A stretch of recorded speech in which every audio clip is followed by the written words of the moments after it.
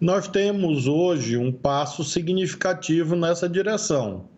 É claro que é preciso respeitar os procedimentos legais, daí o cuidado que a Polícia Federal tem tido, assim como as demais instituições parceiras.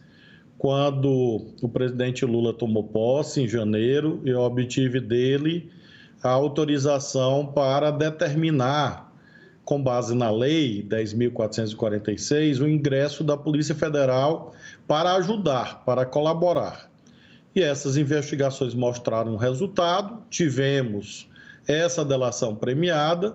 Essa delação premiada traz uma série de elementos, apenas o primeiro deles hoje foi revelado, e a Polícia Federal vai continuar o seu trabalho junto com o Ministério Público, de modo que eu estou, como tenho dito, sublinhado e cada vez mais, com um otimismo moderado.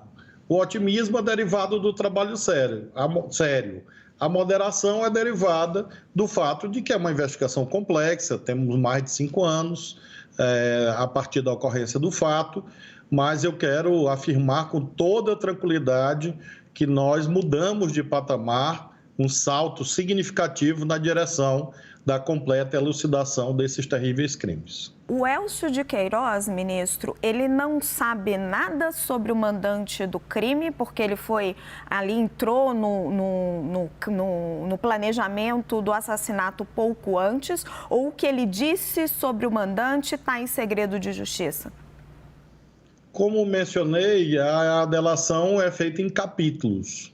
Há capítulos que já foram objeto de uma fase judicial e há outros capítulos que estão ainda na fase da investigação. Por força do artigo 20 do Código de Processo Penal, é dever de todas as autoridades zelar por esse segredo, por esse sigilo, por motivos óbvios. Então, o que eu posso, nesse momento, afirmar é que dessa delação e de outras provas colhidas, haverá outros passos nas próximas semanas. Agora, evidentemente, que passos são esses e em que tempo são variáveis em relação às quais eu não tenho condições de afirmar nesse momento, mas a polícia, o Ministério Público, a Polícia Federal estão todos no caminho certo. Tainá Falcão conosco, ministro. Oi, ministro, tudo bem? Boa tarde. Ministro, o senhor espera a delação premiada do Rony Lessa? E se sim, por que ela seria importante? Não há, nesse momento, nenhuma sinalização quanto a isto. Nós tratamos um assunto como esse de acordo com os passos que estão documentados nos processos, nos procedimentos. Então, nesse momento, não há essa indicação. O que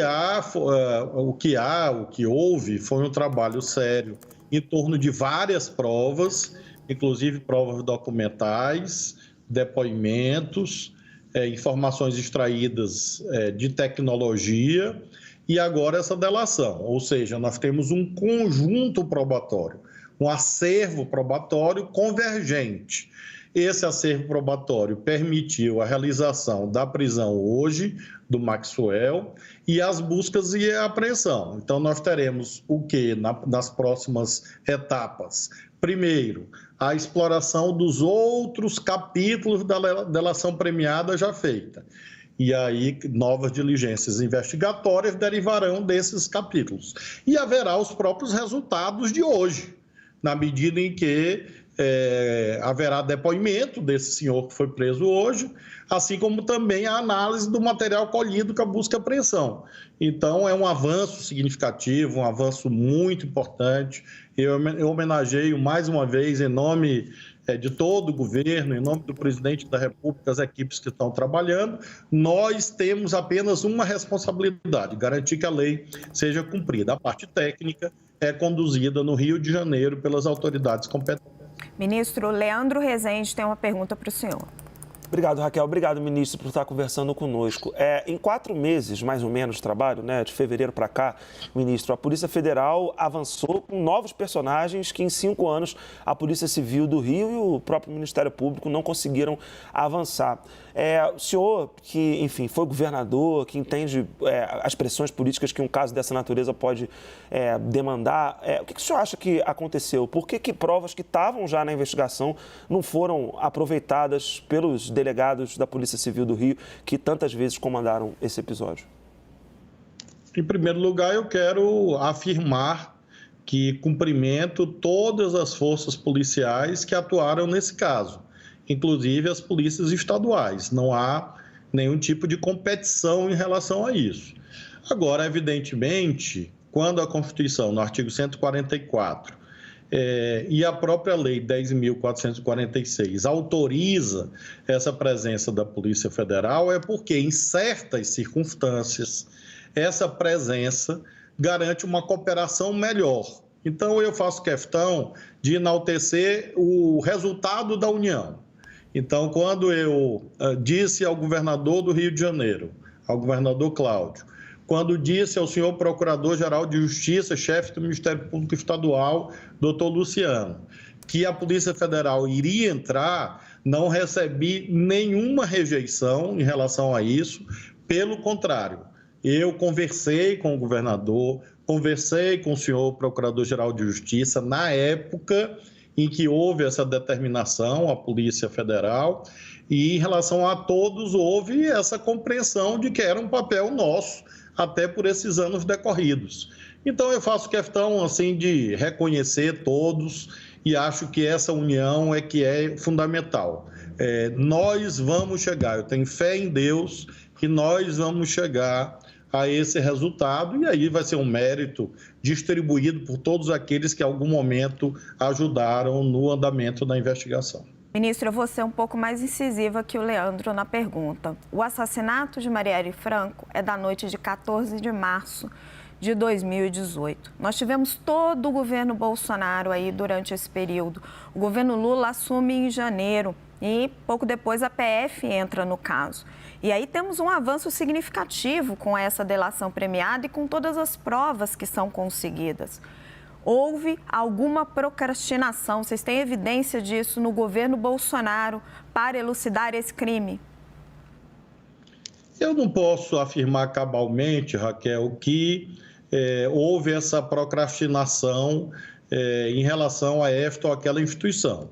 Nós estamos diante de uma comparação objetiva e essa eu posso fazer. Antes, a Polícia Federal não atuou, agora atuou. Então, essa distinção é objetiva, ela é nítida, ela não depende de nenhum tipo de juízo político, é um fato. Por que não atuou antes? Porque quem estava sentado na cadeira onde eu me encontro agora não quis. Por que não quis? Eles devem responder perante as suas consciências, perante o Tribunal da História. Nós tivemos essa determinação, a Polícia Federal entrou e está ajudando. Então, essa é uma distinção objetiva. Agora, se o presidente da República anterior impediu, não quis, realmente eu não tenho, nesse momento, condições de afirmar. O que eu afirmo é que não foi feito e agora está sendo feito. Isso mostra uma vontade política diferente. E, ministro, só para a gente fechar a nossa conversa, que eu sei que o seu tempo está contadinho, o senhor disse que é já possível dizer que há envolvimento da milícia no caso. Imagino que como mandantes. Como é possível afirmar isso? Na verdade, é um ecossistema no Rio de Janeiro. Eu vi há poucos comentários de vocês mesmos.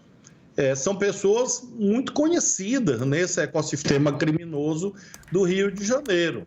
São pessoas que não são criminosos de ocasião. Quer dizer, eles não se tornaram criminosos na noite do dia 13 de março. Eles já vinham com algum tipo de envolvimento, respondendo processo. Então, essa atuação da Polícia Federal e das demais instituições, nesse caso, é relevante também por isso, Raquel, porque nós temos, de um lado, crimes gravíssimos, tendo como vítima a vereadora Marielle, e nós temos a ruptura de uma lei mafiosa, que é a lei do silêncio. Então, esta lei mafiosa foi quebrada. E isso, com certeza, é um elemento importante, inclusive para outras investigações, em que, eventualmente, essas pessoas sejam peças-chave. E a Polícia Federal vai continuar a atuar, a Polícia Penal Federal, nesse caso, teve também um papel importante, e com o quebramento, com a ruptura desse silêncio, eu tenho a convicção de que a verdade, na sua integralidade, vai ser revelada.